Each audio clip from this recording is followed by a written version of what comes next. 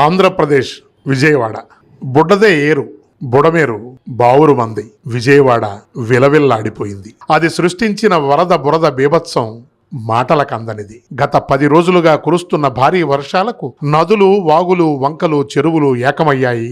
జనజీవనం స్తంభించింది. రోడ్లకు, కాలువలకు, చెరువులకు గండ్లు పడ్డాయి. హైవేలపైకి వరద నీరు ఉప్పొంగడంతో రవాణా నిలిచిపోయింది. లక్షల ఎకరాల్లో పంటలు నీటిపాలయ్యాయి. మరీ ముఖ్యంగా బెజవాడ బాధ ఎంత చెప్పినా తక్కువే. రహదారులు తటాకాలను తలపిస్తున్నాయి. మన పడవులే జనాలకు దిక్కయ్యాయి. ఆహారం అందక, తాగునీరు దొరక్క, చివరికి పసిపిల్లలకు గుక్కెడు పాలు కరువై అలమటిస్తున్న హృదయ విదారక దృశ్యాలు ఎంతటి వారి మనసులైనా తరుక్కుపోతాయి.